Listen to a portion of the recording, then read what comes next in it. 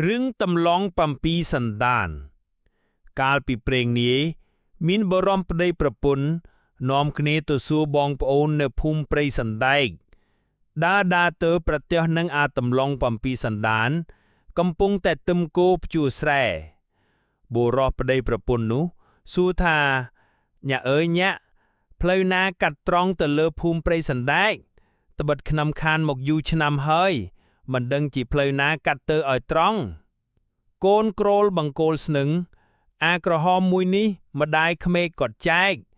ឯអាស្នែងកន្តែកអញគាត់ឲ្យអញមិនលួចគោរបស់អាណាមកទឹមទេឯបរោះប្តីប្រពន្ធដែលសួរផ្លូវនោះ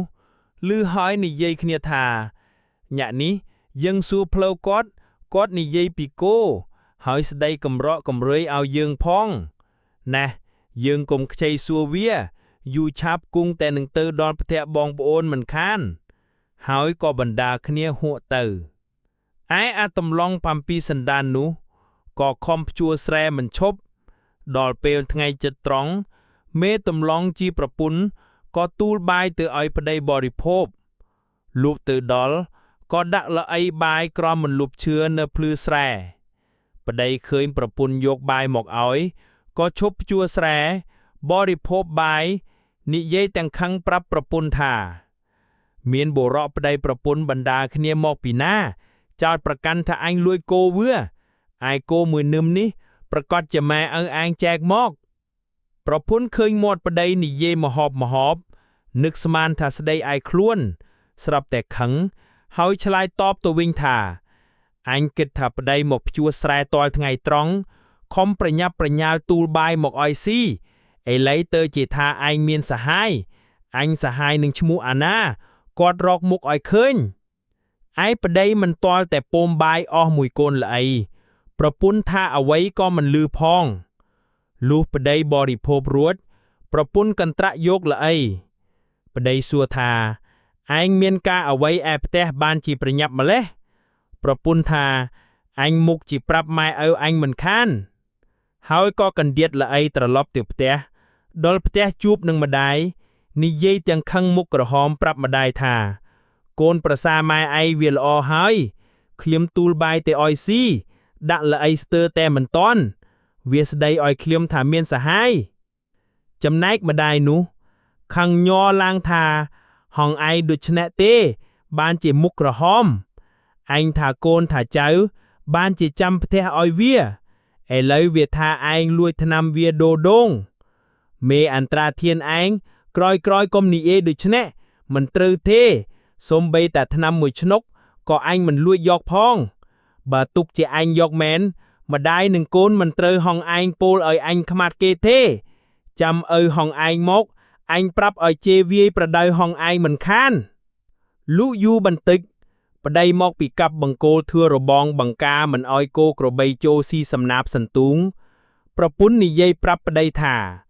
កូនស្រីយើងវាយកបាយទៅឲ្យប្តីខ្ញុំចាំផ្ទះឲ្យវាលុះមកវិញវាថាខ្ញុំជាម្ដាយលួចថ្នាំវាដូដងខ្ញុំខឹងណាស់ចំណែកប្តីនោះខឹងប្រច័ណ្ឌប្រពន្ធថាមេចៅក្រហោហងអាងប្រច័ណ្ឌអញអីម្លេះអញមានស្លៀកពាក់តាំងតួដើរលេងចុងស្រីឯណាអញតែកាប់ឈើធឿរបងបង្គោលទេអញអត់តែម្ដងនេះក្រោយបើហងអញដូចតែស្ដីប្រច័ណ្ឌអញទៀតមុខជាអញធៀកឲ្យដួលទាំងចំហមិនខានហាមប្រពន្ធហើយបរិភោគបាយរួចទៅចងសន្ទូចបានត្រីត្រឡប់មកផ្ទះវិញវេលាថ្ងៃល្ងាចប្រពន្ធក៏ធ្វើត្រីស្លអាំងឲ្យប្តីបរិភោគខ្លះរំលែកទុកព្រឹកខ្លះដើម្បីនឹងធ្វើសម្រាប់យកទៅប្រគេនលោកកូនឯវត្តនិងកូនតូចម្ញាក់ឲ្យនៅរៀនអក្សរជាមួយនឹងលោកបងនោះលុះព្រឹកឡើងម្ដាយដំបាយដួសដាក់ចានមានម្ហូបពីល្ងាចស្រាប់ទូលយកទៅដល់កុដិប្រគេនលោកកូនហើយនិយាយថាខ្ញុំប្រករុណារលឹកលោកកូនណាស់មួយទៀតប្អូនតូចវារៀនអក្សរគ្រាន់បើទេលោកកូនប្រាប់ថាចម្រើនពរញោមអាត្មាសពថ្ងៃនេះកំពុងស្រឡាញ់សិលភ្នូណាស់អាត្មាមិនសឹកទេ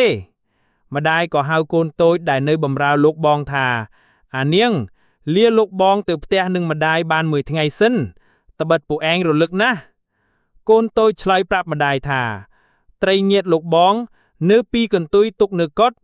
ពេលល្ងាចខ្ញុំយកពីជំរាកដុតស៊ីបាយដែលសល់ពីលោកឆាន់ពេលព្រឹកនោះឯលោកសង្ឃដែលគង់នៅជិតកុដិទាំងអស់បានឮម្ដាយនិងកូននិយាយតែដោយខ្លួនមិនទទួលសម្រុងគ្នាដូច្នេះ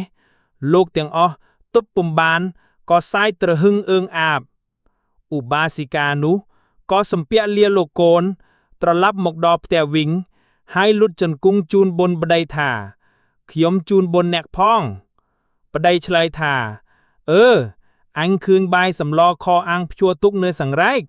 អញស៊ីអស់ទៅហើយប្រពន្ធក៏មើលមុខប្តីមើលមុខប្រពន្ធពព្រិចភ្នែកមុខធ្វើវាហឺតែដោយខ្លួនលុះយូរបន្តិចស្រាប់តែប្អូនស្រីបង្កើតខាងប្តីនៅភូមិដតីឆ្ងាយមកដល់ផ្លែពងរមួយបណ្ឌិលនិងស្លឹកប្រោះស្វាមួយសំនុំមកផ្ញើបងលីយេសួរបងថាបងបានភ្ជួររួដកស្ទួងស្រែបានប៉ុន្មានហើយបងទាំងប្តីប្រពន្ធឆ្លើយប្រាប់ទៅប្អូនស្រីវិញថាហងល្មមទុកដាក់ឲ្យវាមានប្តីទៅចុះតែហងមើលកុំឲ្យតែជេលៀងបៀផឹកស្រាផឹកអាភៀនប្អូនស្រីស្ដាប់មិនលឺទៀតក៏ប្រាប់ទៅបងទាំងពីរនាក់ថាខ្ញុំស្ដាយត្រឡាយខ្ញុំមួយទ្រឿងណាស់កំពុងតែផ្កាក្តឹបតូចស្រាប់តែមេជ្រូកវាទៅឈ្មោះគុលដាត់ងាប់អស់បងទាំងពីរនាក់ថាហងល្មមទៅផ្ទះក៏ទៅចុះល្ងាចណាស់ហើយក្រែងកូនវាយំរោគប្អូនស្រីនោះក៏ត្រឡប់ទៅផ្ទះវិញ